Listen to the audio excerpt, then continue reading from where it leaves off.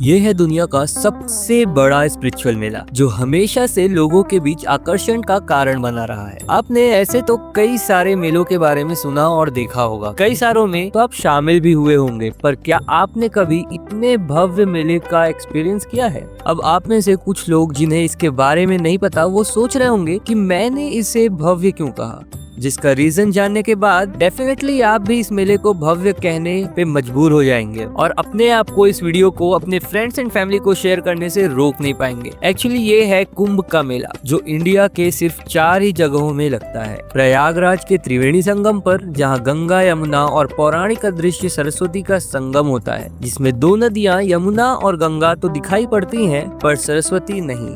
दूसरा लोकेशन है हरिद्वार के गंगा नदी के तट पर। तीसरा है मध्य प्रदेश के उज्जैन में शिप्रा नदी के तट पर और नासिक के महाराष्ट्र में गोदावरी के तट पर इस मेले का आयोजन किया जाता है। और एक बात और ये है कि ये मेला हर साल इन 4 जगहों में एक साथ नहीं लगता, बल्कि हर 3 साल में ऊपर बताए गए प्लेसेस में से किसी एक ही प्लेस में ये मेला लगता है।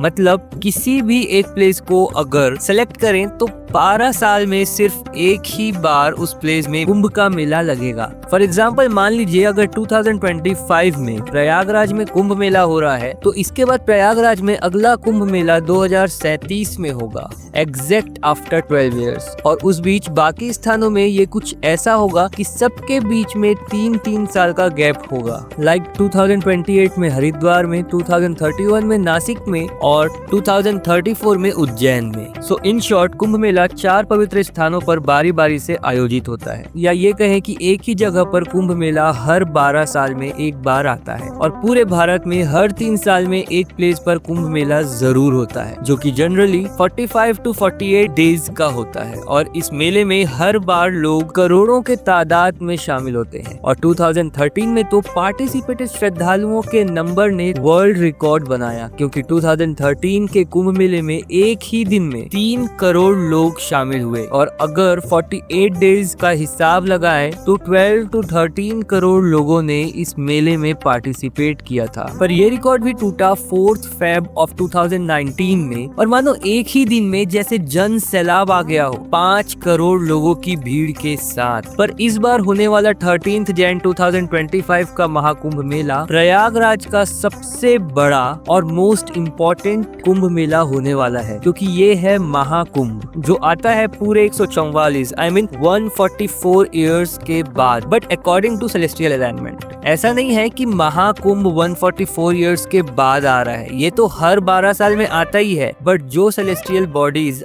ग्रह और राशि का जो अलाइनमेंट होता है वो अलाइनमेंट ठीक आज से 144 साल पहले हुआ था। इसलिए ये महाकुंभ बाकी सारे महाकुंभ मेले से अलग है और इसीलिए ही 2025 के महाकुंभ को बहुत ज्यादा इम्पोर्टेंस दिया जा रहा है। इस मेले को आयोजित करने में 6 से 7 हजार करोड़ रुपए का बजट तैयार किया गया है, जिसमें शामिल है वर्थ 200 करोड़ CCTVs और भी बहुत कुछ। बट नाउ क्वेश्चन अराइजेस कि इतना खर्च तो गवर्नमेंट कर देती है, पर इसके बदले इस मेले से रेवेन्यू कितना जनरेट होता है और कितने लोगों को एम्प्लॉयमेंट मिलता है इस मेले के जरिए, जिसके बारे में आगे हम बात करने वाले हैं। क्या आप जानते हैं कि कुंभ के मेले में नागा साधुओं का अधिक महत्व होता है? इसलिए तो अक्सर पहाड़ों में रहने वाले और जनरली हमारे बीच ना दिखाई देने वाले नागा साधु भी इसमें शामिल होते हैं। पर क्या महत्व है इस मेले में नागा साधुओं का जो इन्हें बाकी सभी साधुओं से अलग बनाती है? 8000 एकड़ में फैले इस कुंभ के मेले में लगभग 500 मिलियन क्यूबिक वाटर कंजम्पशन हो जाता है, जो कि 5 lakh Olympic size swimming pool में मौजूद वाटर जितना क्वांटिटी है। अब आप समझ पा रहे होंगे कि क्यों मैंने इस मेले को वीडियो के स्टार्ट में ही बहुत भव्य कहा था, पर क्यों इसे इतना भव्य तरीके से सेलिब्रेट किया जाता है? कैसे शुरू हुआ था कुंभ मेले का ट्रेडिशन और क्यों इन 4 जगहों में बस इन्हें सेलिब्रेट किया जाता है बजाय पूरे भारत के? क्या है शाही स्नान, कैसे मैनेज किया जाता है इतने बड़े फेस्ट को, और लास्ट में जानेंगे कुछ ऐसे की फैक्ट्स रिलेटेड टू क्या क्या प्रिपरेशंस इस बार के महाकुंभ के लिए किया जा रहा है, क्योंकि ऑब्वियसली हर साल होने वाले कुंभ मेले से बहुत इंपॉर्टेंट कुंभ मेला है।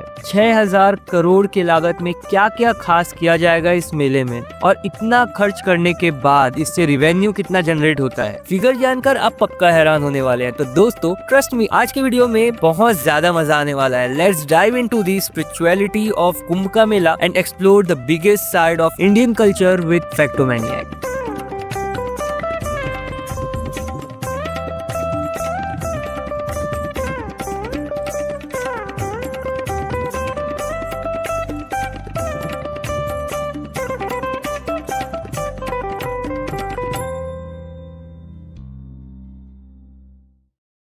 इस मेले के पीछे का रीजन या कहें इस मेले का इतिहास बहुत पुराना है, इनफैक्ट कई युगों पुराना, जिसका जिक्र कई हिंदू ग्रंथों पुराणों जैसे भागवत पुराण, विष्णु पुराण, महाभारत, पद्म पुराण, अग्नि पुराण आदि में मिलता है। ये उस समय की बात है जब देवताओं और राक्षसों ने मिलकर क्षीर सागर, जिसे आज हम मिल्की ओशन के नाम से भी जानते हैं, में समुद्र मंथन किया था, जिसमें मंदराचल पर्वत को मथानी और शंकर भगवान के गले में हर समय विराजमान रहने वाले नाग वासुकी को एज अ रस्सी की तरह यूज किया था। ये वही समय है जब श्री हरि विष्णु ने कच्छप अवतार लेकर मंदराचल पर्वत को सहारा दिया था। और जैसा कि हम सब जानते हैं कि समुद्र मंथन से कई सारे दिव्य चीजें समुद्र से बाहर आई थी, लाइक कामधेनु गाय, ऐरावत हाथी जो कि इंद्रदेव के वाहन के रूप में माने जाते हैं, और भी बहुत कुछ। और इन्हीं चीजों के लिस्ट में दो और चीजें आई। पहला था हलाहल, जो कि इतना खतरनाक था कि वो अपने जहर से पूरे दुनिया को कुछ ही पल में खत्म कर सकता था, जिसे शिव जी ने अपने कंठ में धारण किया और नीलकंठ कहलाए। और ये समुद्र मंथन का प्रोसेस कई सालों तक चलता रहा और कई सालों के बाद, कई बाधाओं को पार करने के बाद धन्वंतरी अपने हाथों में अमरता का अमृत लेकर प्रकट हुए। इंद्र के बेटे जयंत ने अमृत कलश को देखकर भगवान धन्वंतरी के हाथों से उसे छीन लिया और उसे लेकर वहाँ से गायब हो गए। ये देखकर दैत्यों के गुरु शुक्राचार्य समझ गए कि कुछ गड़बड़ हो रही है, इसलिए उन्होंने दैत्यों को अलर्ट कर दिया। दैत्यों ने फिर जयंत का पीछा करना शुरू कर दिया, जो अमृत का कलश लेके भाग रहे थे। जयंत लगातार 12 दिन तक भागते रहे। और मैं आपको एक फैक्ट बता दूं कि डिवाइन कैलकुलेशन के हिसाब से देवताओं का एक दिन इंसान के एक साल के बराबर होता है। तो इस देवताओं के 12 दिन के दौरान अमृत कुंभ की कुछ बूंदे प्रयागराज, हरिद्वार और नासिक, इन 4 स्थानों में अलग अलग समय पर गिरी। तब से इन 4 जगहों को रहस्यमय शक्तियां प्राप्त हुई, ऐसा माना जाता है। और यहीं से 12 साल का साइकिल वाला कॉन्सेप्ट माना गया, क्योंकि डिवाइन 12 डेज ह्यूमन के 12 इयर्स के इक्वल होती है। और इसी दौरान 4 जगहों पर अमृत की कुछ बूंदे भी गिरी थी। इसी वजह से कुंभ मेला हर 12 साल में एक बार इन्हीं 4 जगहों में सेलिब्रेट किया जाता है। ऐसा माना जाता है कि जिन 4 जगहों में अमृत की कुछ बूंदे गिरी थी, वहाँ नदियाँ अमृत में बदल गई थी। और इसीलिए इसी पर्टिकुलर टाइम पीरियड में दुनिया भर के लोग यहाँ आते हैं और इसी पावन समय पर स्नान करके अपने पाप धोने और स्पिरिचुअल मोक्ष पाने की आशा करते हैं। जिस नदी के तट पर कुंभ मेले का आयोजन होता है, वहाँ उस नदी में पहला स्नान संतों द्वारा किया जाता है। और संतों में भी सबसे पहली प्रायोरिटी नागा साधुओं की होती है। उसके बाद अन्य संत साधु स्नान करते हैं, जिसे कुंभ का शाही स्नान कहा जाता है। और यह सुबह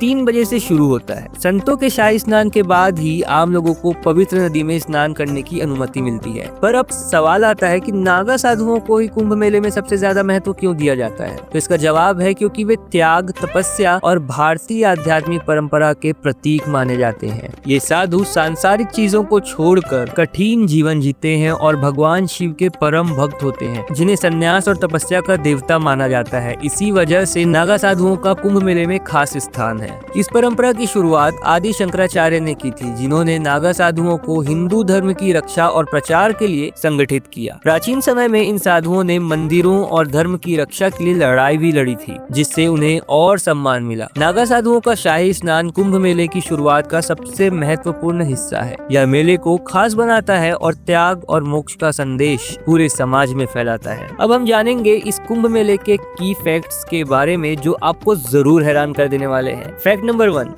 क्या आपको पता है इस बार होने वाले 2025 के महाकुंभ में 40 करोड़ लोगों के शामिल होने की संभावना है, जो अब तक का सबसे हाईएस्ट रिकॉर्ड होगा। फैक्ट नंबर 2, 1882 के महाकुंभ में 8 लाख श्रद्धालु पहुंचे, जब भारत की आबादी 22.5 करोड़ थी। और आयोजन में सिर्फ 20,288, जिसे आज के हिसाब से कन्वर्ट करें तो 3.6 करोड़ का खर्च हुआ था। 1894 में श्रद्धालु बढ़कर 10 लाख हो गए और खर्च हुआ 69,427। और अगर इसे आज के समय से कंपेयर करें तो 10.5 करोड़ पहुंच गया, जबकि इस बार 2025 का एस्टिमेट है 6,000 करोड़। फैक्ट नंबर 3, कुंभ मेला का पूरा इलाका स्ट्रीट लाइट्स के नेटवर्क से रोशन होगा, जिनकी तादाद 40,000 से बढ़कर 67,000 तक की जाएगी। इसके अलावा बिजली की स्मूथ सप्लाई के लिए उत्तर प्रदेश पावर कॉर्पोरेशन ने 2 नए सब स्टेशंस और 66 नए ट्रांसफार्मर्स इंस्टॉल किए हैं।